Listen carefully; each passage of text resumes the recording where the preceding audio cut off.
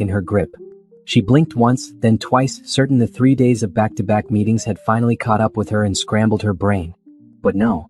The driveway was still empty. Her silver Honda Accord, the car she had saved for 2 years to buy, the car that held memories of road trips and late-night drives and early morning coffee runs, was gone. Her heart hammered against her ribs as she walked toward the house. Maybe Derek had moved it to the garage? But that made no sense. They always kept his truck in the garage because it was newer. Her car always sat in the driveway where she could see it from the kitchen window each morning. The front door swung open before she could reach it. Derek stood there in sweatpants and a t-shirt, hair messy, holding a beer even though it was only 3 in the afternoon. He smiled at her like nothing was wrong. "Hey babe, how was Chicago?" Naomi stared at him. "Where's my car?" "Oh, that." Derek took a sip of his beer, completely casual. "Yeah, I sold it." The words hit her like a physical blow. Her suitcase dropped from her hand and thudded against the porch. "You what?" "I sold it. This guy from work was looking for a reliable car for his daughter going to college, and I figured we don't really need 2 cars anyway. You can just use my truck when I don't need it." He shrugged like he'd just told her he'd picked up milk from the store. "Derek." Her voice came out strangled. "That was my car. I bought it. With my money. You had no right."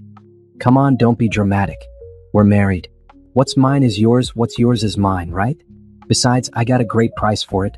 $12,000 cash." $12,000. She had paid $17 for it just 2 years ago. Her stomach twisted. "Where's the money?" "What money?" "The $12,000, Derek. Where is it?" He shifted his weight, not quite meeting her eyes anymore. "I used some of it to pay down the credit cards. We were getting pretty high on those balances." Something cold settled in Naomi's chest. They had 3 credit cards. She knew the balances on all of them because she paid the bills every month. They weren't high. They were nearly paid off. Which credit cards? Does it matter? Jesus, Naomi, I thought you'd be happy I was being responsible with money for once. He turned and walked back into the house, leaving her standing on the porch with her dropped suitcase and a growing sense of dread. She picked up her suitcase and followed him inside. The living room looked the same as when she'd left. The same brown couch they'd bought at a discount furniture store 3 years ago. The same coffee table with a ring stain from Derek's beer cans. But something felt different. Wrong. Naomi set her suitcase by the stairs and walked to the kitchen. She needed water. She needed to think. Her hands shook as she filled a glass from the tap. "I'm going to go meet up with some guys from work," Derek called from the living room.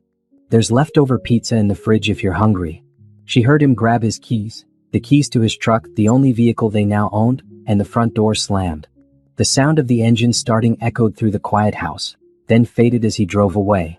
Naomi stood in the kitchen, glass of water in hand, and felt something crack inside her chest. Not her heart breaking. Something harder. Something sharper. She set down the glass and pulled out her phone. She opened their bank app and logged into their joint checking account. The balance made her frown. It was lower than it should be. She clicked on recent transactions. Her breath caught. $400 at a jewelry store she'd never been to. $200 at a restaurant she'd never eaten at. $560 at a hotel downtown. All while she'd been in Chicago for work. All in the last 3 days. She scrolled further back. More restaurants. More hotels. A charge for flowers from 2 weeks ago, flowers she'd never received. A charge for lingerie from a boutique across town, lingerie that definitely wasn't in her drawer. The glass of water sat forgotten on the counter as Naomi walked upstairs like she was moving through fog. She went to their bedroom and stood in the doorway. Everything looked normal. The bed was unmade, which was typical for Derek. His clothes were scattered on his side of the room. She walked to the bathroom. Her toothbrush stood in the holder next to Derek's. Her face wash and moisturizer lined up on her side of the counter. But there, tucked behind the tissue box, was a makeup bag she didn't recognize. With trembling fingers, she picked it up and unzipped it. Foundation 3 shades darker than what she wore. Red lipstick, not the nude shade she preferred. Mascara from an expensive brand she'd never bought. Naomi set the makeup bag on the counter and stared at her reflection in the mirror. A beautiful African-American woman looked back at her, with natural hair pulled into a neat bun, brown eyes that usually sparkled but now looked hollow. She was 32 years old. She had a good job as a project manager at a tech company. She had worked hard her entire life. She had bought this house with money her grandmother left her. She had built a life. And her husband had just sold her car to fund his affair. The thought crystallized in her mind with perfect, terrible clarity. The makeup wasn't for her. The jewelry wasn't for her. The hotels and restaurants and flowers, none of it was for her. It was for someone else. Someone Derek was spending their money on. Her money. She walked back to the bedroom and opened Derek's nightstand drawer. She'd never snooped before. She trusted him. Trust felt like a stupid, childish thing now. The drawer held the usual charging cables, old receipts, loose change. But underneath a car magazine she found it. A burner phone. One of those cheap prepaid phones you could buy at any convenience store. Her hands didn't shake anymore as she turned it on. No password. Derek had never been smart about covering his tracks. He just relied on her not looking. The text messages loaded. Derek, missing you already, baby. Brittany, can't wait for this weekend. Did you tell her you're going to a work conference? Derek, yeah, she bought it. She's always so busy with her own job she doesn't even notice anymore. Brittany, good. I've been looking at those earrings you showed me. Hint, hint. Derek, anything for you, gorgeous. Not like Naomi would appreciate nice things anyway. She's too practical. The messages went back months. 8 months to be exact. 8 months of lies. 8 months of him taking her money, her trust, her life, and throwing it away on someone named Brittany. Naomi scrolled through more messages. Pictures he'd sent of expensive dinners. Pictures Brittany had sent that made Naomi's stomach turn. Plans for trips. Complaints about Naomi, how she worked too much, how she wasn't fun anymore, how she was always tired. She was tired because she worked 50 hours a week while Derek barely managed 40. She was tired because she paid all the bills while Derek spent money like it grew on trees. She was tired because she'd been carrying their entire life on her shoulders while he did nothing but complain and cheat. Naomi powered off the phone and put it back exactly where she'd found it. She walked downstairs and sat on the brown couch in the living room. The house was quiet except for the hum of the refrigerator and the distant sound of a neighbor mowing their lawn. She sat there for an hour, then 2, then 3. By the time Derek came home smelling like beer and perfume that wasn't hers, Naomi had made a decision. Her face was calm. Her voice was steady when she asked him how his evening was. She smiled when he kissed her cheek and went upstairs to shower. She didn't cry. She didn't yell. She didn't smash things or demand answers. She simply began to plan. Because Derek had taught her something valuable tonight. If he could take something precious from her without asking, without guilt, without consequences, then so could she. And what she was about to take from him would make a $12,000 car look like pocket change. Naomi called in sick to work the next morning for the first time in 3 years. Derek seemed surprised but pleased, probably thinking she was getting soft. He kissed her forehead before leaving for work, told her to rest up, and drove away in his truck, the only vehicle they had now. The moment his truck disappeared around the corner, Naomi was off the couch and moving with purpose. She started in the bedroom. The burner phone went back into Derek's nightstand after she'd taken pictures of every single message and photo. She photographed the makeup bag in the bathroom, making sure to get clear shots of the brands and shades that proved it wasn't hers. She went through every drawer, every pocket of every jacket, every corner to throw away. Dinner at Antonio's, an Italian restaurant known for romantic candlelit tables. He'd taken her there once for their anniversary 3 years ago and complained the entire time about the prices. But he'd taken Brittany there 5 times in the past 2 months. Each receipt showed 2 entrees, 2 desserts, expensive wine.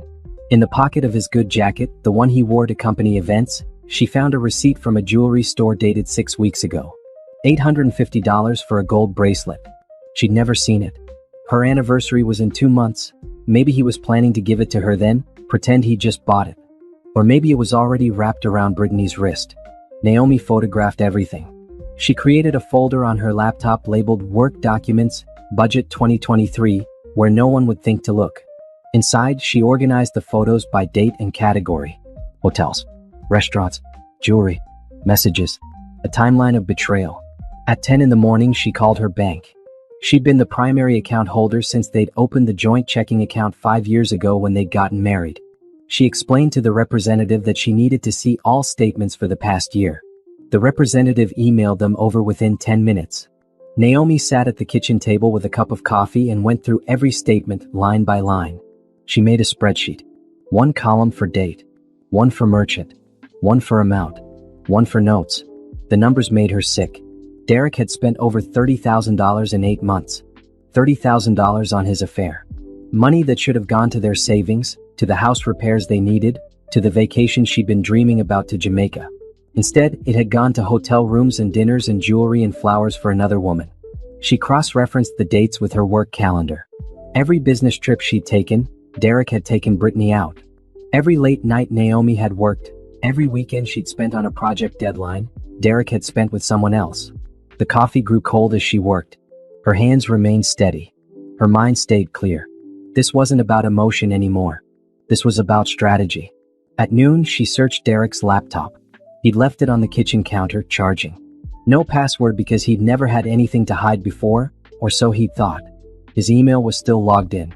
She found hundreds of emails between him and Brittany. Some were explicit. Some were mundane conversations about their days. Some made plans for their future together. One email, dated just 2 weeks ago, made Naomi's blood run cold. From Derek to Brittany. Soon, baby. Once I convinced Naomi to add me to the house deed, we'll be set. My lawyer buddy says in a divorce I'd get half the value even though her grandmother left it to her, as long as my name's on it too. Then we can get a place together, somewhere nice. She'll be fine. She makes good money. She'll land on her feet.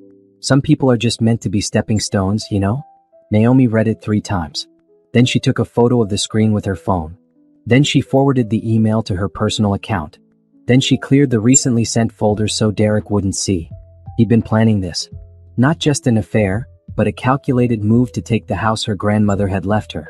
The house that was supposed to be her safety net, her inheritance, her piece of stability in an unstable world. She thought of her grandmother, Beatrice. A strong woman who'd worked as a nurse for 40 years, who'd bought this house in a neighborhood that was rough then but nice now, who'd told Naomi before she died, "This house is yours, baby girl. Don't let anyone take it from you. Not a man, not anybody. This is your foundation." Naomi had cried at the funeral and promised. She kept the house in her name only, even when Derek had pushed to add him after the wedding. She'd stood firm, saying it was about respecting her grandmother's wishes. Derek had seemed to understand then. Now she knew he'd just been biding his time, building up to the perfect moment to strike. She closed the laptop and sat back in her chair. Through the kitchen window, she could see the empty driveway where her car should have been. The car he'd sold without asking, like she was a child who didn't deserve to make decisions about her own property. Her phone buzzed. A text from Derek. "Working late tonight. Don't wait up." Naomi didn't respond. She knew where he'd really be. With Brittany. Probably he'd buy her dinner first. Maybe he'd buy her more jewelry with money that came from Naomi's paycheck. She thought about confronting him.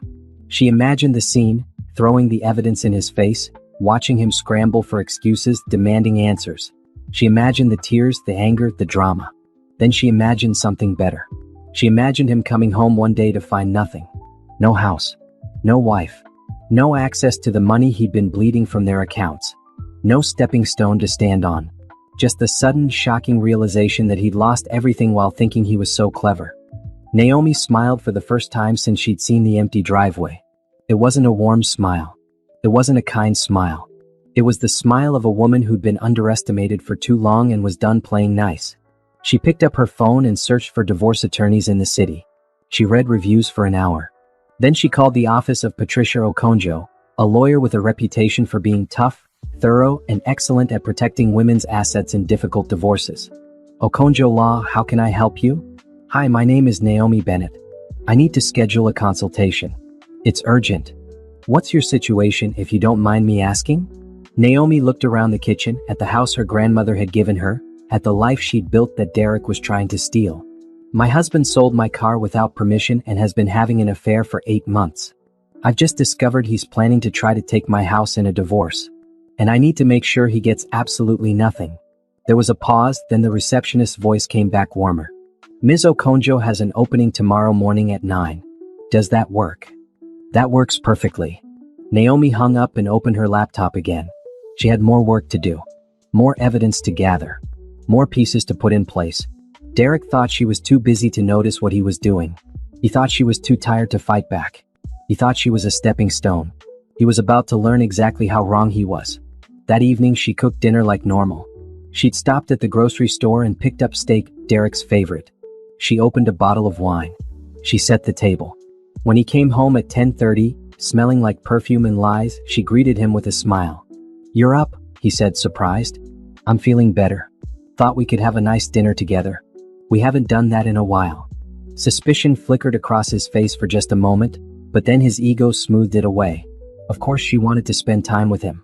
She was lucky to have him, wasn't she? That's what he thought. They ate dinner. Naomi asked about his day.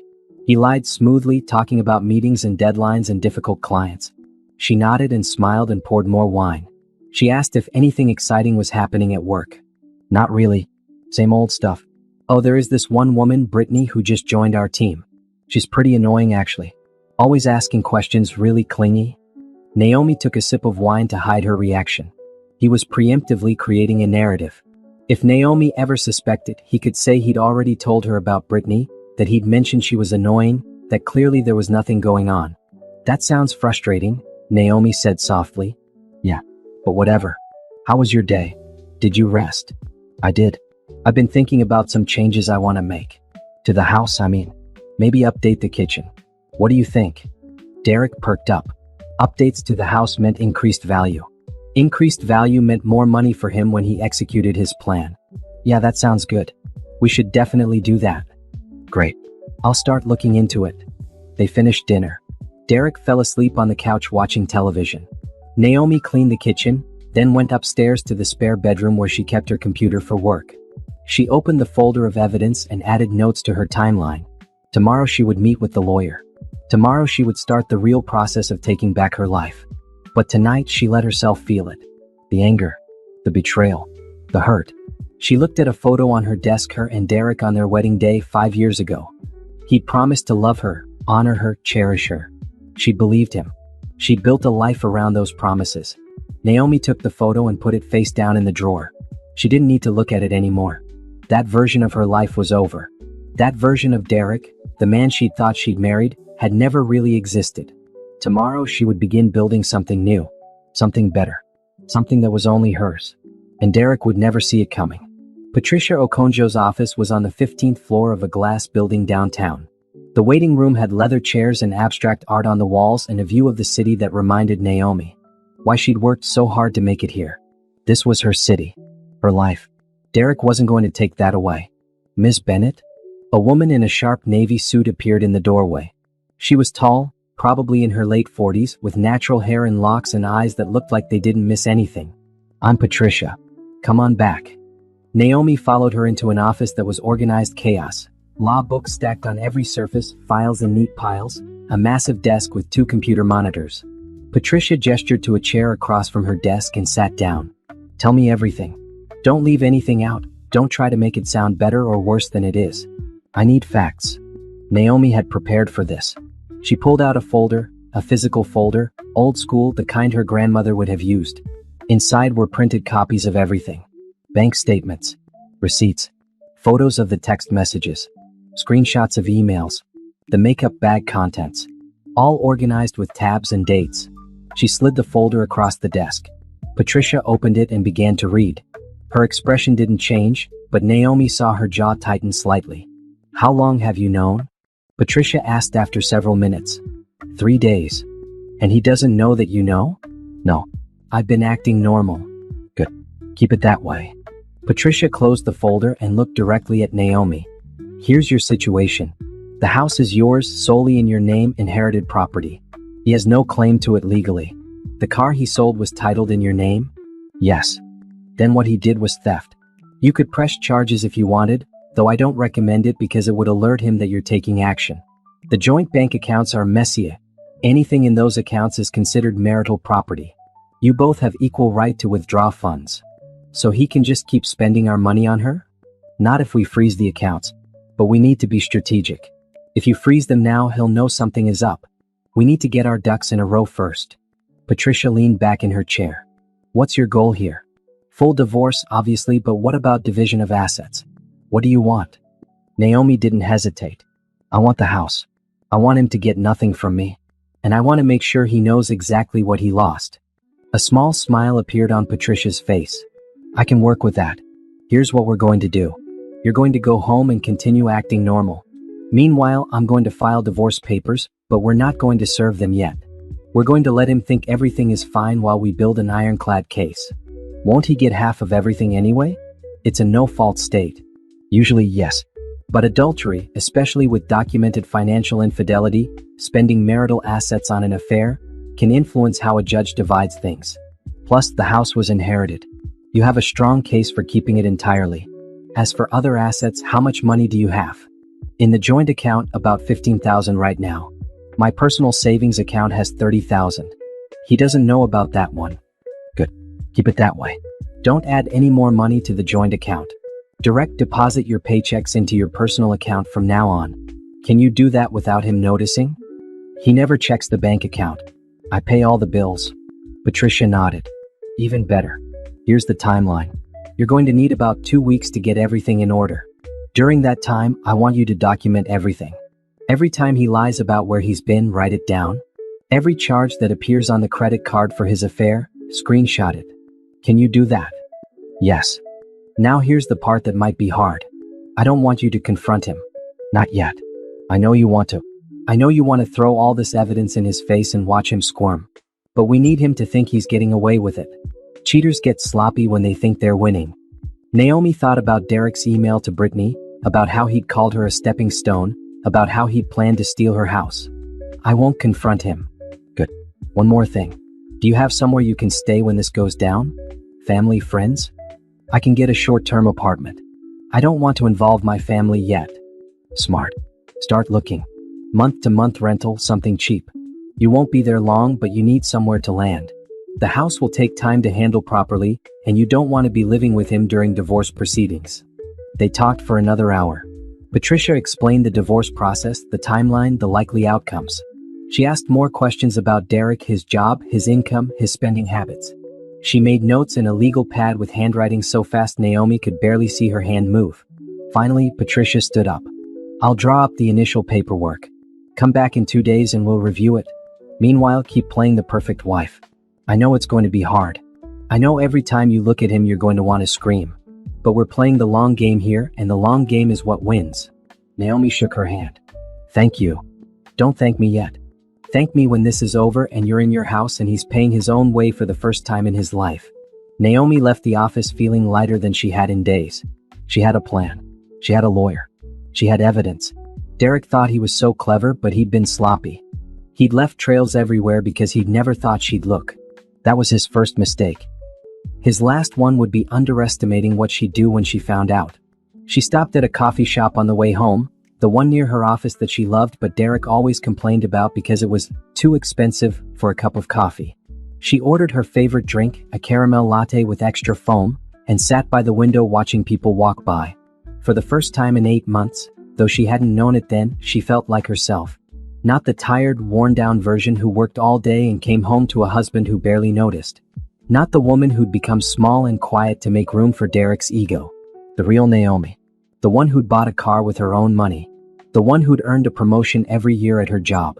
The one her grandmother had believed in. Her phone buzzed. A text from Derek. Going to be late again tonight. Project deadline. Naomi typed back. No problem. I'll save you dinner. Another buzz, this time from an unknown number. She opened it, frowning. Stop calling my boyfriend. I know who you are. It took Naomi a moment to understand. Then it clicked. Brittany. She'd somehow gotten Naomi's number and was texting her, warning her off, as if Derek was some prize worth fighting for. Naomi stared at the message. Part of her wanted to respond. Part of her wanted to send Brittany screenshots of all the bank statements, show her exactly how much Derek had spent, ask her if she really thought a man who was stealing from his wife would treat her any better. But Patricia's words echoed in her mind. Don't confront. Don't tip your hand. Play the long game. Naomi deleted the message and blocked the number. Brittany wasn't worth her energy. Let her have Derek. Let her find out the hard way what kind of man he really was. When the money ran out, and it would run out, she'd see the truth. But that wasn't Naomi's problem anymore. She finished her coffee and drove home in Derek's truck, the only vehicle she had now, though that would change. She'd researched car loans on her phone. With her good credit and solid income, she could get approved for a decent car by the end of the week. She wouldn't tell Derek. She'd just show up with it one day. Another thing he didn't get to control. The house was empty when she got there. Naomi walked through the rooms like she was seeing them for the first time. The living room with its discount furniture. The kitchen where she'd cooked hundreds of meals. The bedroom where she'd slept next to a man who was busy sleeping with someone else. She'd thought this was her home. But a home was supposed to be a place of safety and love. This was just a house. A building. walls and floors and a roof. What made it matter was her grandmother's sacrifice to buy it. The history it held. Not Derek. He'd never made it a home. In the spare bedroom closet, Naomi found a box of her grandmother's things that she'd never fully unpacked. Old photos. Some jewelry. A Bible with notes in the margins. And there, at the bottom, a letter in her grandmother's handwriting. Dear Naomi, if you're reading this, I'm gone. But I want you to know how proud I am of you. You're strong, baby girl. Stronger than you think. Life is going to throw things at you. Bad things. Hard things. Men who don't deserve you. Problems that seem too big to solve. When that happens, I want you to remember something. You come from a long line of women who survived worse. Your great-grandmother survived Jim Crow. Your great-great-grandmother survived slavery. I survived an abusive husband before I found the strength to leave him and buy this house with my own money. We don't break. We bend. We adapt. We overcome. And we never, ever let someone take from us what we've earned. This house is yours. But more than that, your life is yours. Your future is yours. Don't give it away to someone who doesn't value it. Don't stay small to make someone else comfortable. Be big. Be loud. Be exactly who you're meant to be. I love you always, Grandma B. Naomi read the letter 3 times. Tears rolled down her face, but they weren't sad tears. They were angry tears. Determined tears. Tears that said enough is enough. She folded the letter carefully and put it in her purse. She would carry it with her. A reminder of where she came from and what she was fighting for. Derek came home at 11 that night. Naomi was already in bed, pretending to be asleep. She heard him stumble in, probably a little drunk. Heard him use the bathroom, brush his teeth, climb into bed beside her. He curled up next to her, his arm over her waist. It took everything in her not to shove him away. But she stayed still, breathing steady, playing the role. In 2 weeks, everything would change. In 2 weeks, Derek would learn what it meant to lose something precious. In 2 weeks, Naomi would start the process of reclaiming her life. But for now, she waited, silent, furious, planning. The calm before the storm. The next morning, Naomi woke up before Derek. She slipped out of bed, showered, and dressed for work while he was still snoring. She left a note on the kitchen counter, "See you tonight," and drove his truck to her office. At lunch, she didn't eat in the cafeteria like usual. Instead, she drove to the other side of town, to a small real estate office with a faded sign and dusty windows. She'd chosen it specifically because it wasn't one of the big flashy agencies Derek might hear about through his work friends.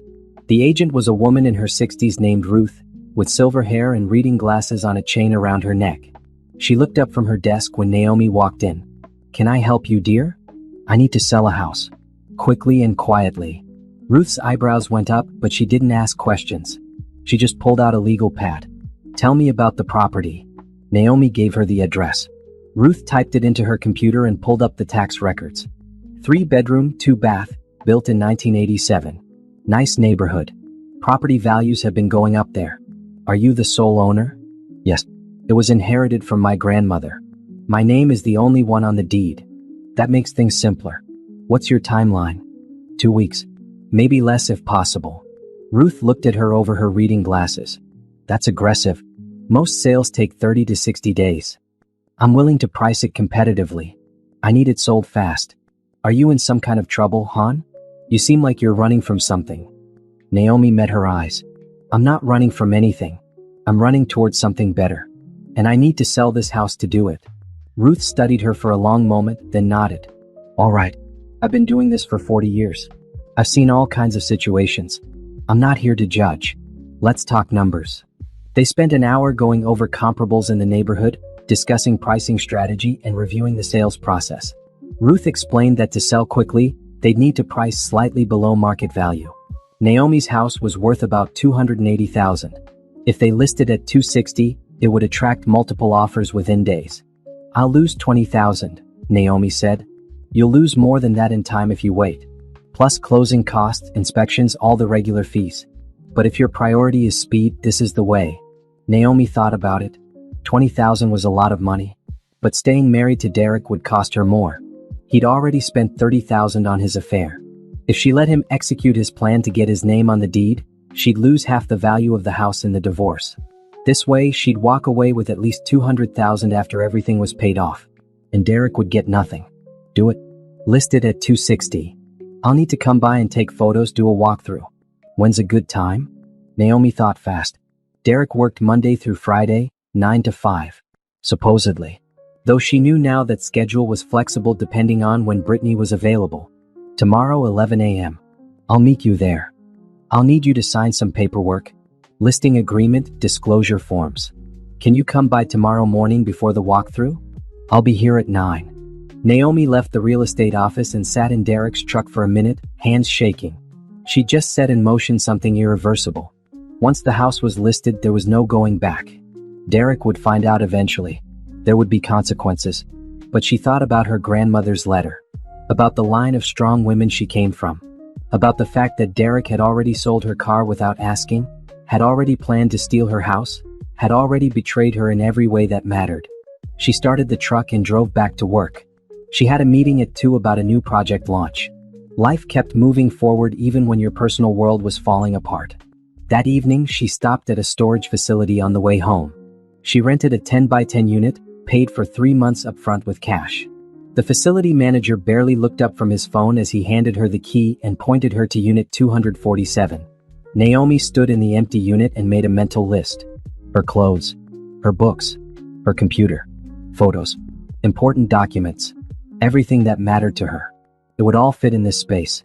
She'd move it slowly, a little at a time, whenever Derek was at work. He'd never notice. She got home before Derek for once. She made dinner, chicken and rice, something simple. While it was cooking, she went upstairs and started sorting. Her closet first. She picked out half her clothes, the ones she wore most often, and put them in a suitcase. She'd take them to storage tomorrow. In the back of the closet, she found the box of things from when she'd first moved into the house with Derek. Old photos from college. Her degree framed. Some books she'd never unpacked because Derek said they made the house look cluttered. She added those to the pile. She was in the middle of sorting through dresser drawers when she heard Derek's truck pull into the driveway. Quickly, she shoved everything back and zipped the suitcase. She pushed it into the back of the closet and went downstairs, calm and composed. "Hey," Derek said, dropping his keys on the counter. "What's for dinner?" "Chicken and rice." "Again?" He made a face. "We just had that last week. I can make you a sandwich if you don't want it." "No, it's fine. I'm just saying we could have some variety." Naomi bit back the response she wanted to give. She wanted to say that if he wanted variety, he could cook his own meals. That she was tired of working all day and coming home to cook for someone who spent their money on another woman. That he should be grateful she was still cooking at all. Instead, she just nodded. "I'll try something different tomorrow." They ate in silence. Derek was on his phone the whole time, texting someone. Probably Brittany. Naomi watched him and felt nothing but cold detachment. How had she ever loved this man? How had she missed all the signs that he was selfish and shallow and cruel? After dinner, Derek went to the living room to watch TV.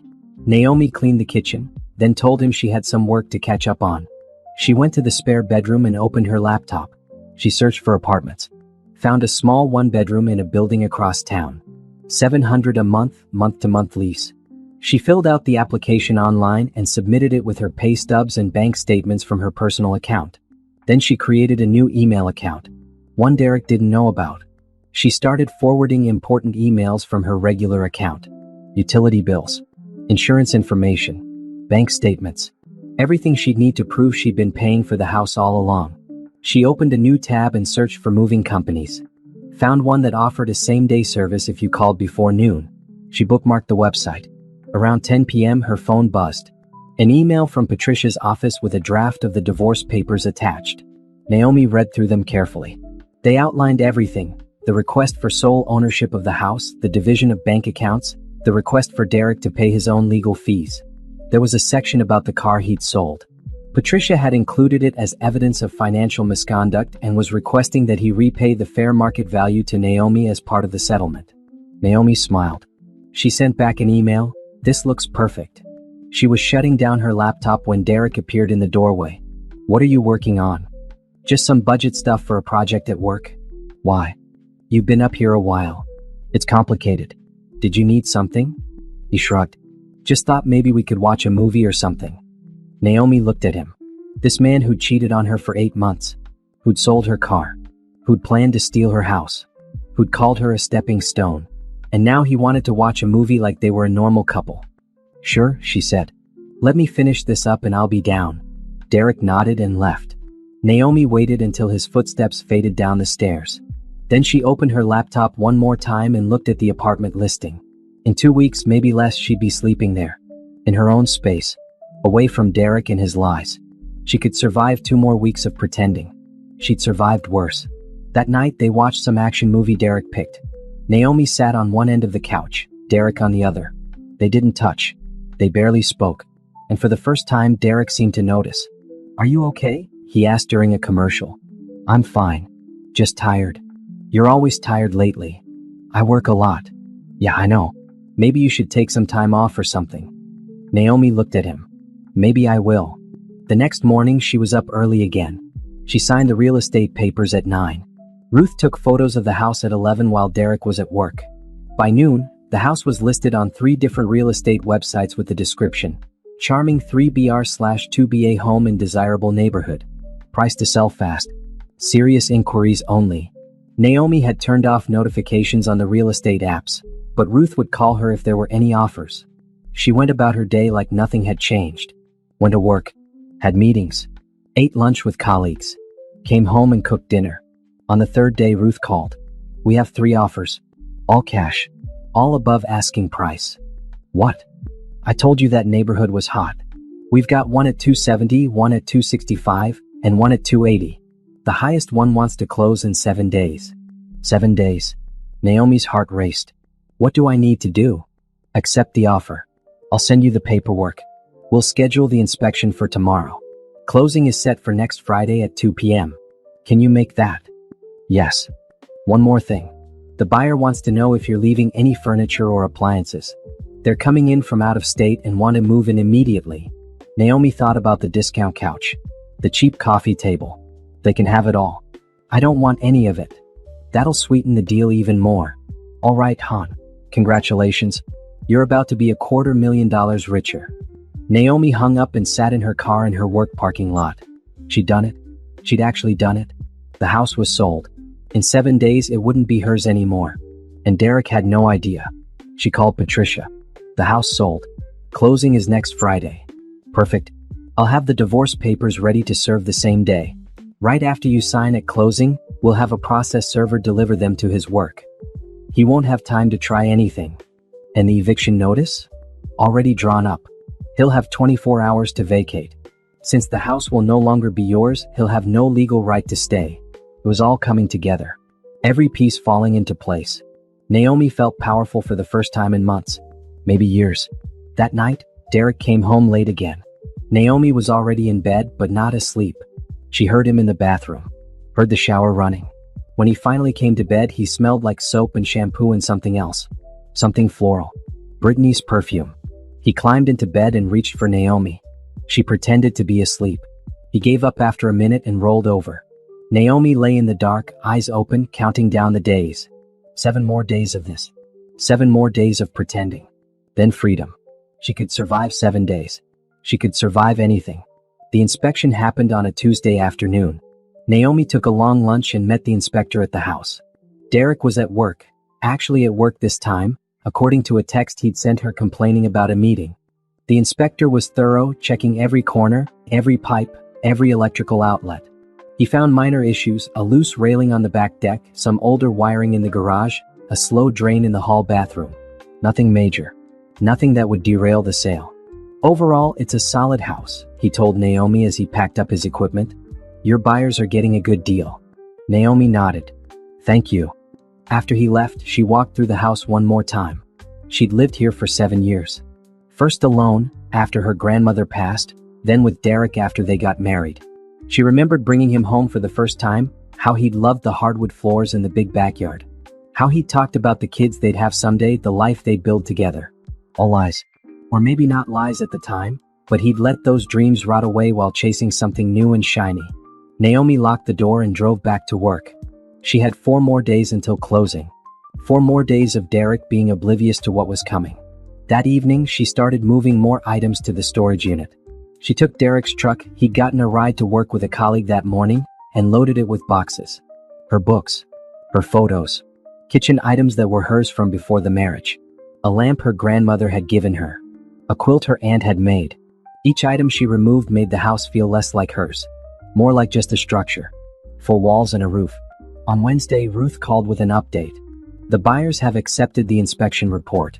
They're requesting you fix the deck railing and give them a $500 credit for the wiring and drain. That's very reasonable. Done. Great. I'll let them know. See you Friday at 2. Naomi hung up and looked at her calendar. Friday. 2 days away. She'd requested the afternoon off from work, told her boss she had a medical appointment. Not technically a lie, she was excising a cancer from her life. Thursday evening, Derek mentioned something about a weekend trip. Brittany from work is having a birthday party Saturday night. I thought I might go. You don't mind, right? Naomi looked at him. The audacity of this man. He wasn't even being subtle anymore. Sure, go ahead. Really? You seem surprised. You're usually funny about me going out without you. I'm not feeling well lately. You should have fun. Are you okay? Maybe you should see a doctor. I already have an appointment. Tomorrow afternoon. Want me to come with you? No, it's just a checkup. Nothing serious. Derek nodded, already losing interest. Okay, let me know if you need anything. That night, Naomi packed the last of her essential items. Her jewelry box. Her important documents, birth certificate, social security card, passport. The photo albums from before she met Derek. Her grandmother's Bible. The letter. She made 3 trips to the storage unit after Derek fell asleep. By 2 a.m., everything that mattered to her was out of the house. All that remained were clothes she didn't care about and furniture that held no memories worth keeping. She climbed back into bed next to Derek, who was snoring. She didn't sleep. She just stared at the ceiling and counted down the hours. 14 hours until closing. 14 hours until freedom. Friday morning, Derek left for work at 8. Naomi waited 30 minutes to make sure he was really gone, then started the final phase. She called the moving company she bookmarked. I need a truck today. As soon as possible. We have availability at noon. What are you moving? Nothing. I need you to meet me at a storage unit at 1 p.m. and help me move my things into a new apartment. That's not a problem. Address. She gave them the information for both locations. The storage unit and the new apartment she'd been approved for. $700 a month. Month to month. She'd signed the lease online last night and gotten the key code this morning. At 11, she did a final walkthrough of the house. The closets were still full of Derek's clothes. His toiletries were in the bathroom. His mess was all over the living room. Let him deal with it. Let him scramble to find a place to store it all when he got the eviction notice. She left her key on the kitchen counter. She'd get it back at closing, but this felt symbolic. She was walking away. At 1:30, she met the movers at her new apartment. It took them an hour to move everything from storage. Her furniture from before the marriage, a bookshelf, a desk, a small love seat. Her boxes of books and kitchen items. Her clothes. By 3 p.m., she was sitting in her new living room surrounded by boxes but feeling lighter than she had in years. Her phone rang. Where are you? Closing is at 2. Naomi looked at her watch. 3:15. I'm so sorry. I got held up. Can we still do it? The title company is waiting, but they're not happy. Can you be here in 20 minutes? I'll be there in 15. Naomi drove to the title company in Derek's truck. This was the last time she'd use it. After today, he could have it. She didn't need anything from him. The closing room was small and businesslike. The buyers were a young couple from California, relocating for work. They smiled at Naomi as she sat down. Sorry I'm late, she said. No problem, the wife said.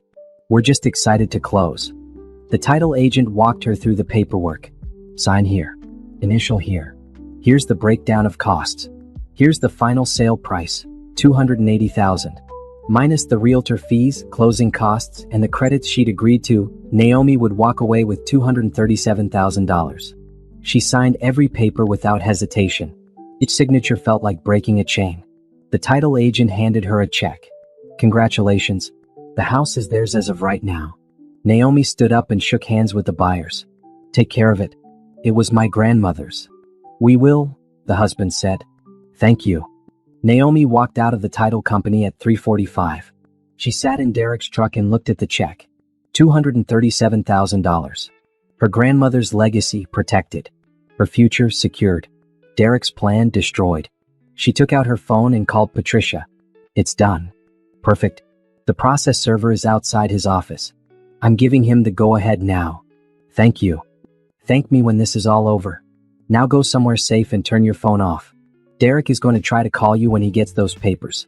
Don't answer. Don't engage. Let him panic. Naomi drove to her new apartment. She parked Derek's truck on the street. She'd leave the keys in the ignition for him to find later. She went upstairs to her new place, locked the door, and turned off her phone. Then she sat on her love seat, the one her grandmother had given her 10 years ago, and she cried. Not sad tears. Relief tears. Freedom tears. Tears for the woman she'd been and the woman she was becoming. Somewhere across town, Derek was getting served with divorce papers and an eviction notice. Somewhere, he was reading the document that listed all his spending on Brittany, all his lies, all his plans to steal the house. Somewhere, he was realizing he'd lost everything. But that wasn't Naomi's problem anymore. She'd done what needed to be done. She'd protected herself. She'd honored her grandmother's legacy. She'd taken back control of her life. And she'd done it all without him ever seeing it coming.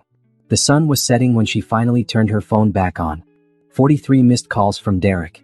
17 text messages. All increasingly panicked. What the hell is this? Call me right now, where are you? This is insane, you can't just sell the house, we need to talk. Naomi, please, I can explain, it's not what you think, where are my things? How could you do this? You're going to regret this. Naomi read them all without emotion. Then she blocked his number. She didn't owe him explanations. She didn't owe him anything. There was one more text from a number she didn't recognize. You're pathetic. Derek told me everything. You're just jealous because he found someone better. Brittany. Of course. Naomi almost laughed. If Brittany wanted Derek, she could have him. She could have the man who lied and cheated and stole. She could have the man who was now jobless. She'd seen his employment contract, and infidelity with a coworker was grounds for termination. She could have the man who had nowhere to live and no money. Good luck with that. Naomi blocked that number too. Then she ordered pizza from the place down the street. She unpacked her kitchen boxes while she waited for delivery, put her dishes in the cabinets, her pots and pans under the stove, her grandmother's cast iron skillet in the place of honor. When the pizza arrived, she ate it sitting on her love seat, surrounded by boxes but feeling at home for the first time in years. Outside, the city lights twinkled. Somewhere, Derek was scrambling. Somewhere, his carefully constructed lies were falling apart. But here, in her new apartment with her grandmother's furniture and her own money and her own life, Naomi was at peace. The revenge wasn't just selling the house. It was this, building something new, something he couldn't touch. Naomi spent Saturday unpacking boxes. She hung her clothes in the closet, organized her books on the shelf, put her grandmother's quilt on the bed. Each item found its place. Each placement felt like claiming her space. Around noon, there was a pounding on her door. Loud, aggressive, unmistakable. Naomi, I know you're in there. Open this door. Derek. She looked through the peephole. He was standing in the hallway, face red, papers crumpled in his fist. The divorce papers. Behind him stood a security guard from the building. Naomi opened the door but kept the chain lock on. You need to leave. Are you insane? You sold our house.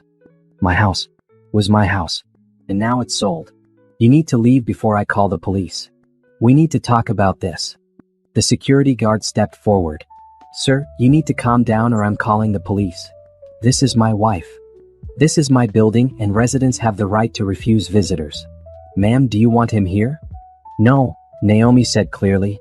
Derek's face went from red to purple. You can't do this. That house was half mine.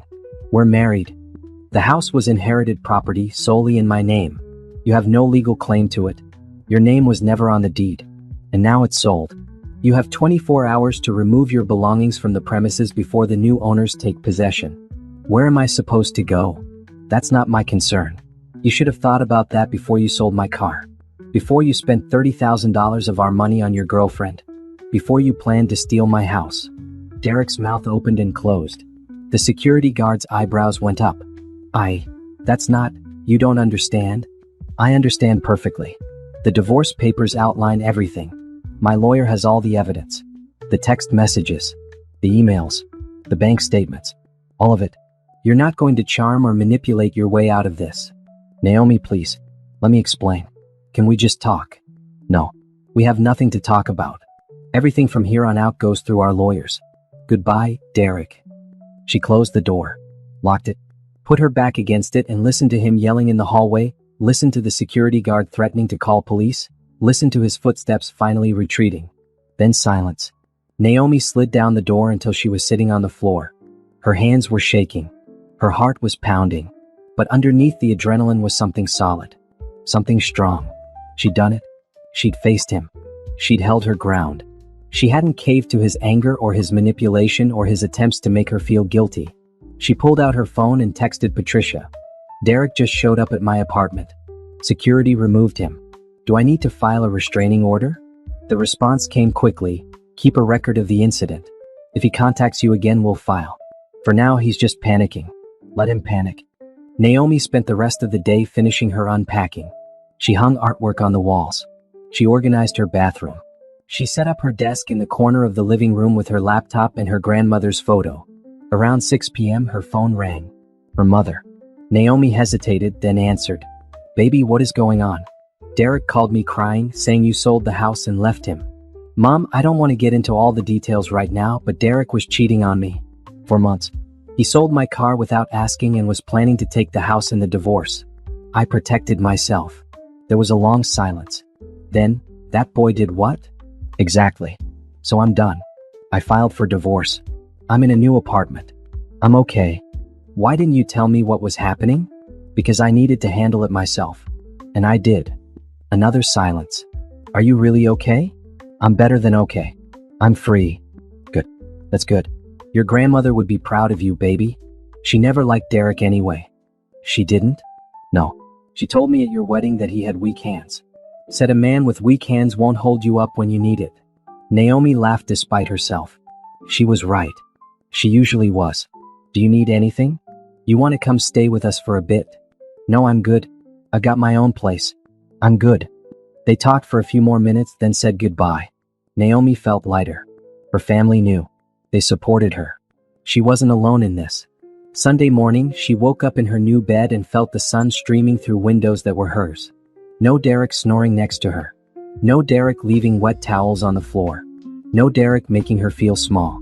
She made coffee in her grandmother's old percolator. She sat on her love seat and read a book she'd been meaning to read for months. She did absolutely nothing productive and it felt wonderful. Monday morning, she went back to work. People asked about her weekend. She said it was good, quiet, restful. She didn't mention the divorce or the house or any of it. That was her business. Tuesday, Patricia called. Derek's lawyer contacted me. Derek wants to negotiate. Negotiate what? He has no leverage. He wants you to subtract $12,000 from what he owes you. Naomi laughed. The car was worth $17,000 and titled in my name. He sold it without permission and kept the money. That's theft.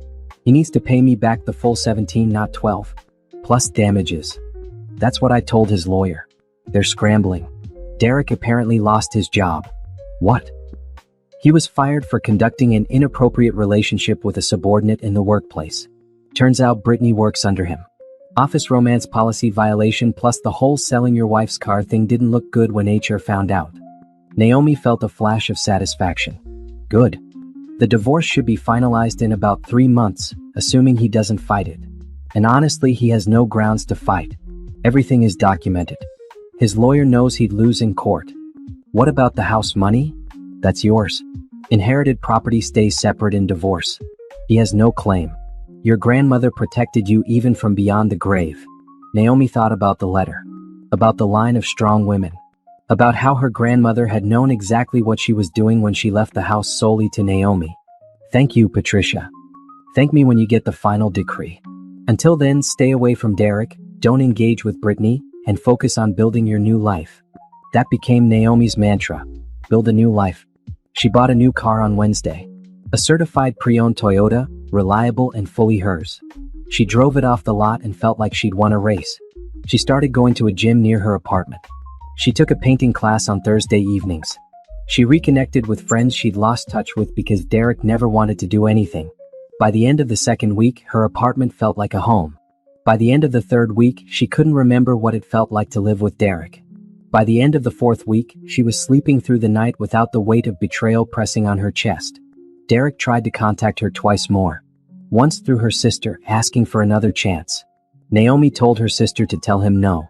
Once through a fake email account, claiming Brittany had left him and he'd made a terrible mistake. Naomi deleted it without responding. She wasn't going backward. Not for anything. Not for anyone. One evening, about 6 weeks after the house sale, Naomi was at the grocery store when she saw them. Derek and Brittany. In the frozen food aisle. They were arguing. Brittany's voice was sharp, angry. Derek looked tired, defeated. He was wearing clothes Naomi recognized, the same jeans and shirt he'd worn when she'd last seen him. Like he hadn't bought anything new. Like he couldn't afford to. Naomi grabbed her items and headed to the checkout. She didn't want to interact. Didn't need to. They were part of her past, not her future. But Derek saw her. His eyes went wide. He took a step toward her. Naomi. She kept walking. Didn't look back. Didn't acknowledge him. Just walked straight to her car, loaded her groceries, and drove away. In her rearview mirror, she saw him standing in the parking lot, watching her leave. Brittany was yelling at him about something. He looked lost. Naomi felt nothing. Not satisfaction. Not pity. Nothing. He'd made his choices. Now he was living with them. And she was living with hers. The best choice she'd ever made was walking away. 3 months after she'd sold the house, the divorce was finalized. Naomi sat in Patricia's office and signed the final papers without ceremony or drama. Derek didn't show up. His lawyer signed on his behalf remotely. "That's it," Patricia said. "You're officially divorced. The court awarded you $17,000 for the car, plus $3,000 in damages. Derek has 6 months to pay or his wages will be garnished. Not that he has wages right now, but eventually he'll have to work." What split 50-50 as a standard. You each walked away with about $7,000 from that. But the big win is the house money. All yours. Plus your personal savings he never knew about. You're in good financial shape. Naomi looked at the final decree. It was over. Really, truly over. Thank you, Patricia. For everything. You did the hard part. You gathered the evidence, you made the tough choices, you protected yourself. I just filed the paperwork. Patricia stood and shook her hand. I hope I never see you in my office again, but if you know any woman who needs help, send her my way. I will. Naomi left the law office and drove to her favorite coffee shop, the expensive one Derek always complained about. She ordered the most elaborate drink on the menu with extra everything and sat by the window watching the city.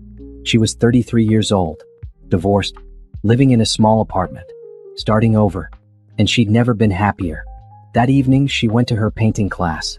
She'd been taking it for 2 months now and had discovered she was actually pretty good. Her teacher, an older woman named Carol, had encouraged her to submit a piece to a local art show. You have talent, Carol had said. Don't hide it. Tonight they were working on abstract pieces. Naomi stood in front of her canvas with a palette of bright colors, yellows and oranges and reds. No more darkness. No more muted tones. She wanted light and warmth and energy. That's beautiful, someone said behind her. Naomi turned. A man stood there, maybe mid-30s, with kind eyes and paint on his hands. She'd seen him in class before, but they'd never spoken. Thanks. I'm still learning. Aren't we all? He smiled. I'm Isaiah. Naomi. I know. Carol talks about your work all the time.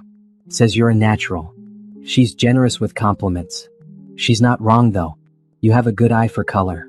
He gestured to his own canvas, which was a mess of dark blues and grays.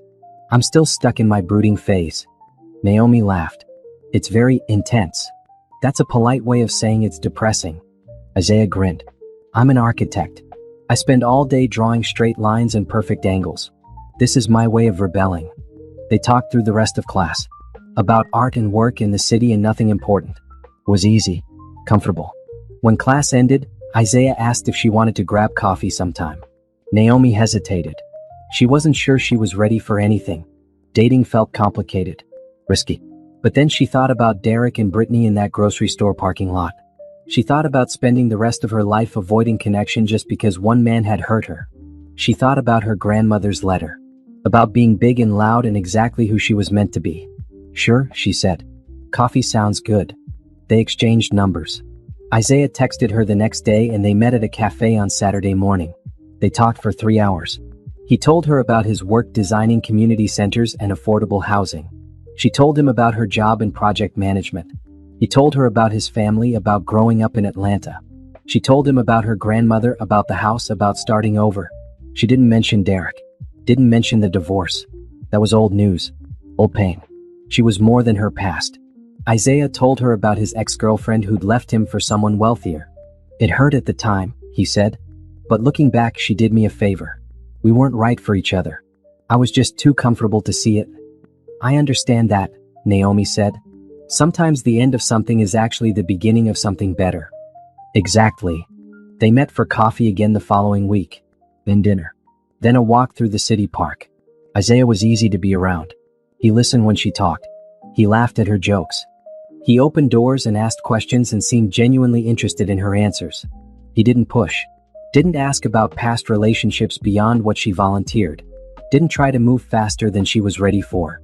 By the end of the 4th month after her divorce, Naomi realized she was happy.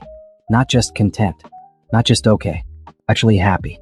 She had her own apartment that felt like home. She had a job she enjoyed. She had friends she spent time with. She had hobbies that fulfilled her.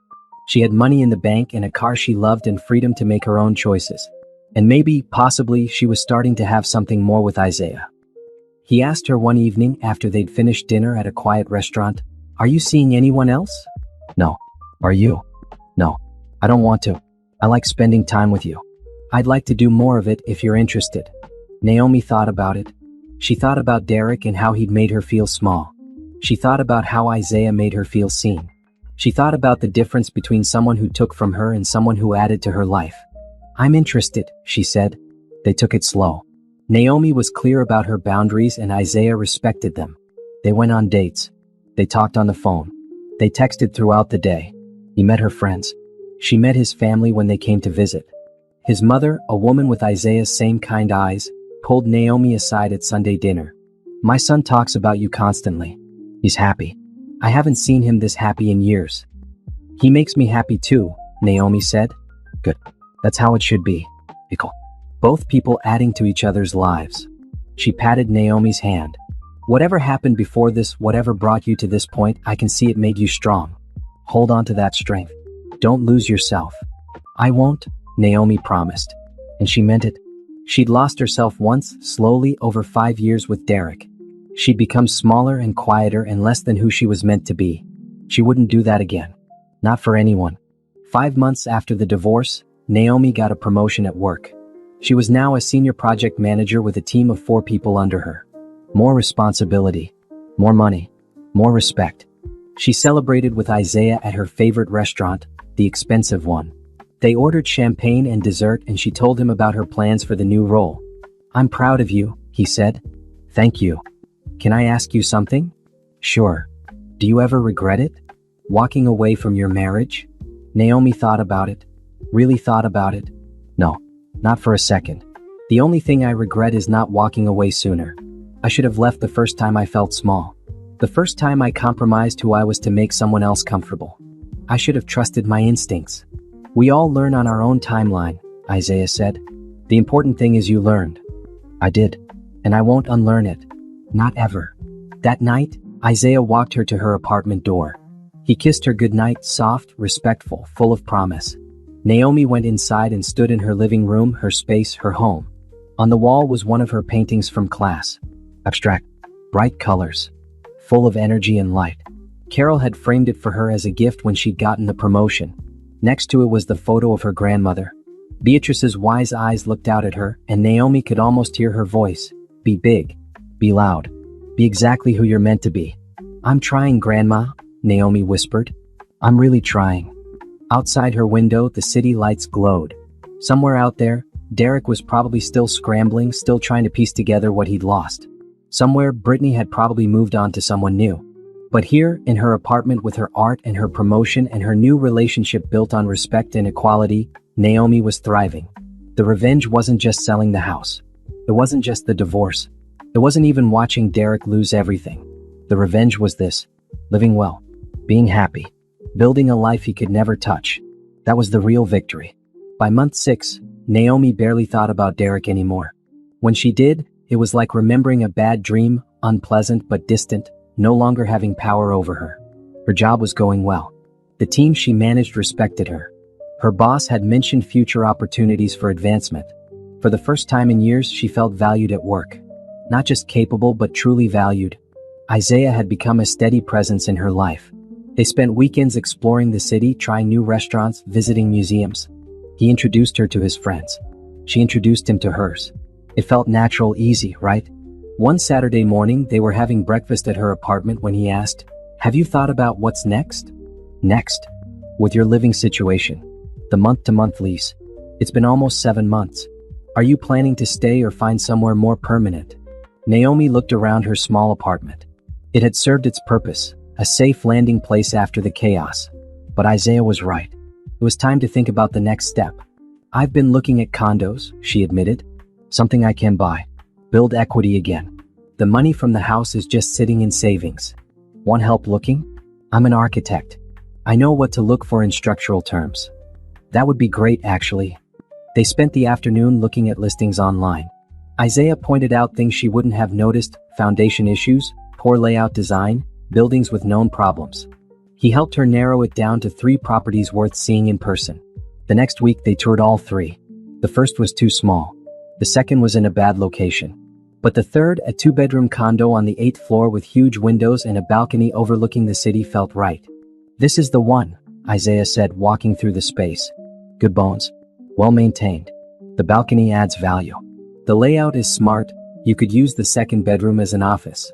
Naomi stood on the balcony looking out at the skyline. I want to make an offer, she told the realtor. The negotiation took 2 weeks.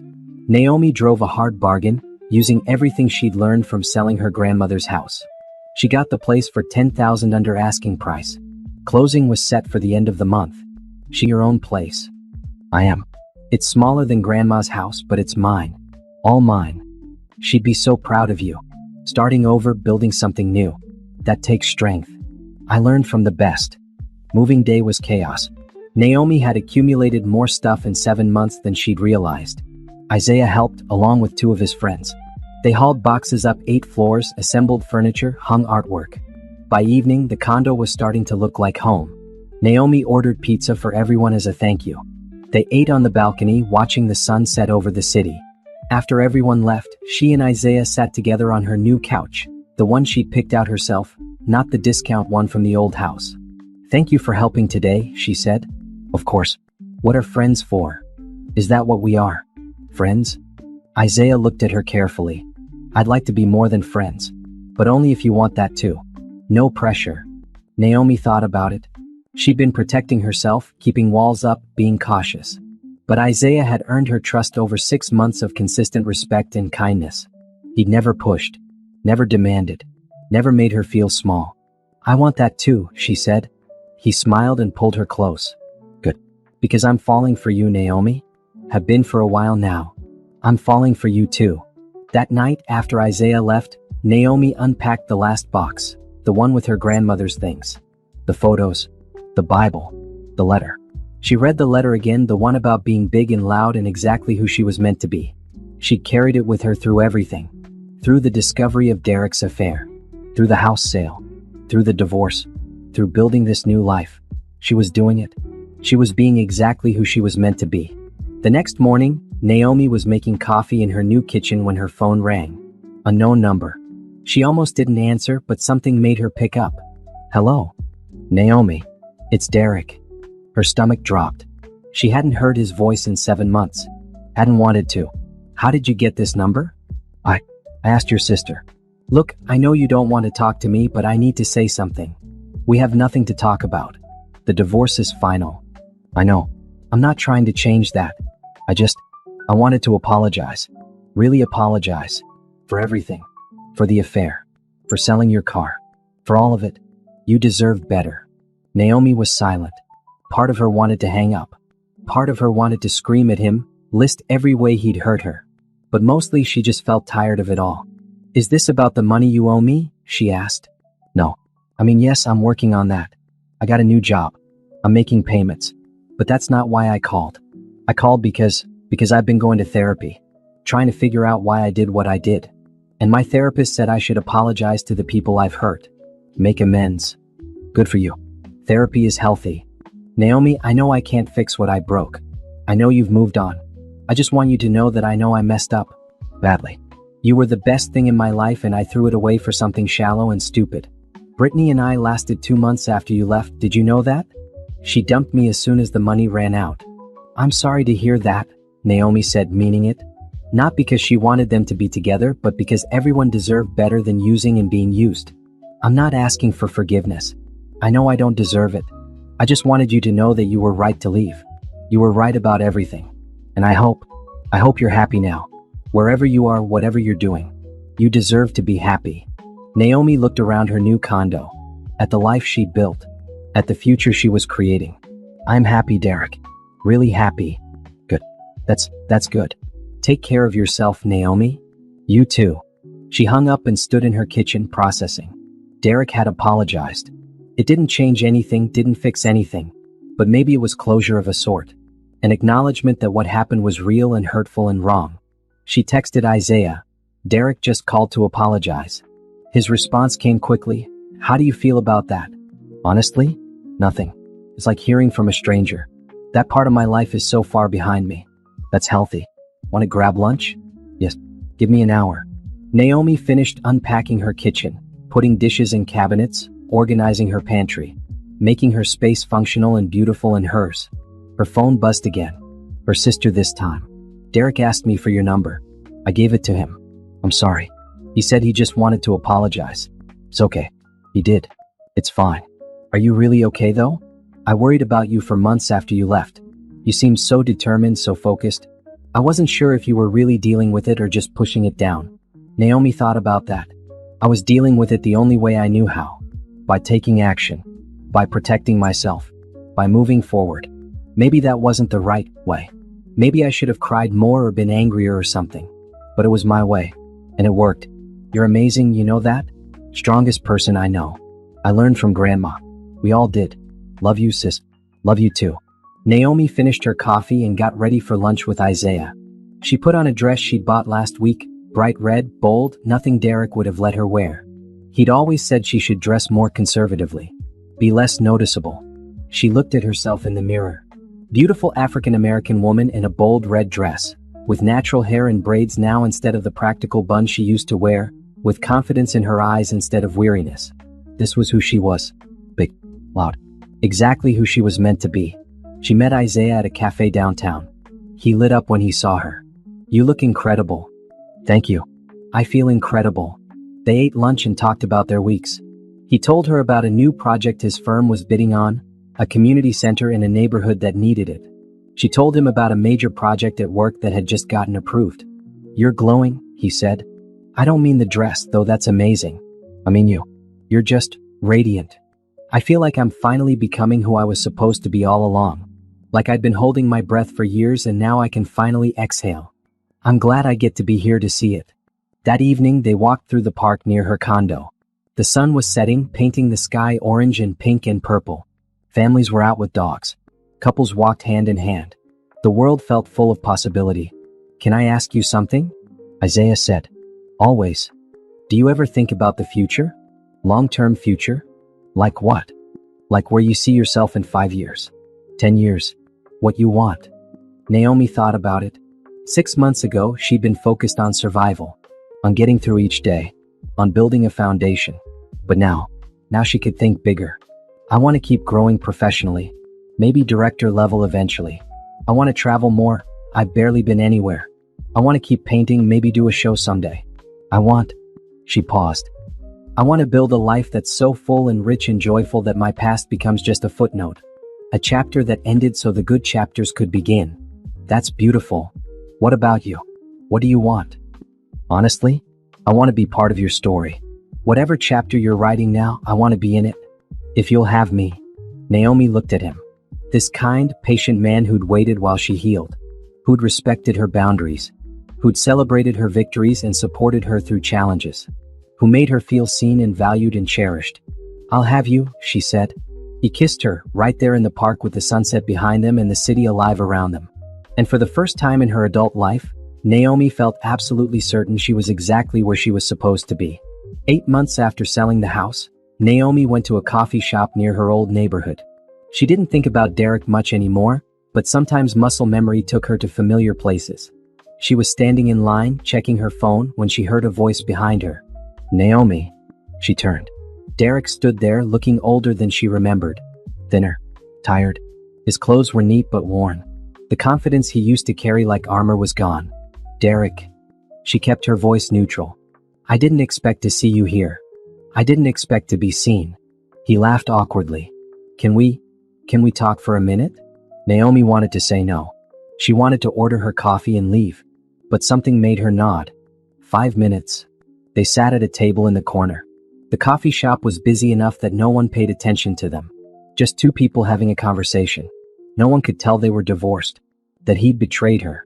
That she'd sold their house out from under him. I've been making the payments, Derek said, for the car. I know it'll take a while to pay off the full $17,000, but I'm trying. Okay. How are you? I'm good. I heard you bought a condo. Across town. News travels. I'm happy for you. Really. You deserve good things. Naomi studied him. He seemed sincere. Broken maybe, but sincere. Why did you do it, Derek? The affair. Selling my car. Planning to take the house. Why? He was quiet for a long moment. I don't have a good answer. I thought about it every day for 8 months. My therapist says it was about feeling inadequate. You were always so capable, so together. You made good money. You knew what you wanted. And I felt like I was just along for the ride. Like I didn't matter. So you cheated? So I found someone who made me feel important. Brittany looked at me like I was special. Like I had all the answers. It was intoxicating. And stupid. So incredibly stupid. You could have talked to me. We could have gone to counseling. We could have worked on it. I know. But that would have required me to admit I wasn't enough. And my ego couldn't handle that. So instead, I destroyed everything. He looked down at his hands. I don't expect you to forgive me. I don't even know why I'm telling you this. Maybe I just need you to know it wasn't about you. You didn't do anything wrong. It was all me. All my insecurities and selfishness and cowardice. Naomi absorbed this. It didn't change anything. Didn't fix anything. But it did provide clarity. Thank you for telling me. Are you seeing someone? I am. Is he good to you? He's wonderful. Derek nodded slowly. Good. That's good. You deserve wonderful. Naomi looked at her ex-husband, because that's what he was now, just an ex, and felt nothing but distance. No anger. No pain. No connection. He was a person she used to know. A chapter that had closed. I have to go, she said, standing. Naomi, wait. I want you to know I'm sorry. Not just words. I'm truly sorry. For all of it. I know. Take care of yourself, Derek. She walked out of the coffee shop without looking back. Got in her car and drove to her condo. The confrontation she'd been avoiding for months was over. And it was anticlimactic. No drama. No yelling. Just two people acknowledging a past that no longer had power. That evening, she told Isaiah about running into Derek. How do you feel? He asked. Honestly? Fine. It was like seeing someone I went to high school with. Familiar but distant. The person I was when I was married to him feels like a different person. That's because you are different. You've grown. Changed. Become more yourself. I have. She looked at Isaiah, sitting on her couch in her condo in her life. Thank you. For what? For being patient. For not pushing. For letting me heal at my own pace. That's just love, Naomi. Real love is patient. The word hung in the air between them. Well, they hadn't said it yet, not directly. But it was there, undeniable and true. I love you, Naomi said. Isaiah smiled, his whole face lighting up. I love you too. Have for a while now. They spent that evening on her balcony talking about the future. About possibility. About dreams they wanted to chase. Isaiah mentioned a job opportunity in Portland. His firm was opening a new branch and wanted him to head it. I told them I'd think about it, he said. But honestly, I don't want to leave. Not now. Not when things are so good here. You should take it if it's right for your career, Naomi said. Don't make decisions based on me. But you're part of my life now. A big part. My decisions affect you. Our decisions should be something we make together, don't you think? It was such a stark contrast to Derek, who'd sold her car without asking. Who'd made choices that affected her without ever considering her input. Isaiah was asking. Consulting. Including her in his thinking. What do you want? She asked. I want to stay here. Build my career here. Build a life here. With you. Are you sure? I'm sure. Portland will always be there. This, what we have, feels rare. Special. I don't want to lose it. Naomi felt tears prick her eyes. Happy tears.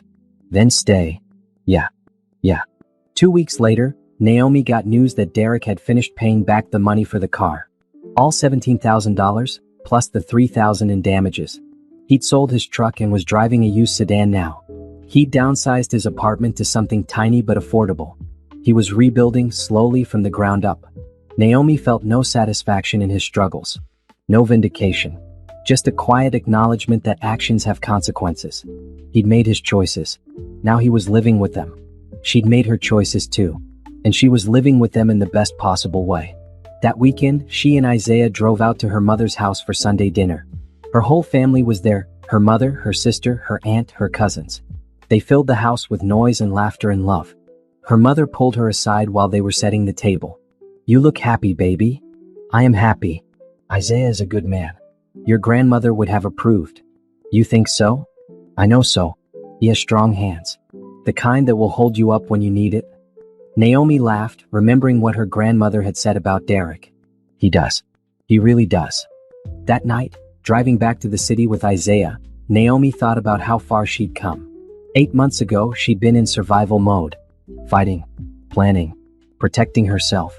Now she was thriving, building, creating, loving. The revenge wasn't just about what she'd taken from Derek. It was about what she'd built for herself. And what she'd built was beautiful. 1 year after selling the house, Naomi stood in an art gallery downtown. Around her hung 15 of her paintings, bright, bold pieces full of color and energy. Her first solo show. Carol, her art teacher, had submitted her work to the gallery director 6 months ago. The director had loved it, had offered her this show, had called her a rising talent.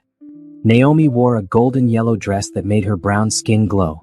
Her natural hair was styled in an elaborate updo. She felt beautiful, confident, powerful. Isaiah stood beside her, proud and beaming.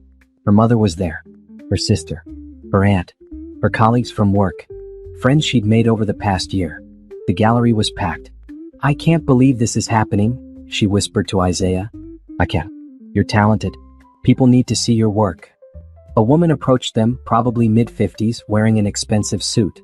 "Are you Naomi Bennett?" "I am. I'm Catherine Rhodes. I own a design firm here in the city. I'd like to commission a series of pieces for our new office space. Do you do commissioned work?" Naomi's heart raced. Yes, I can do that." "Excellent. Here's my card. Call me next week and we'll discuss details. Your work is exactly what we're looking for. Bold, confident, alive."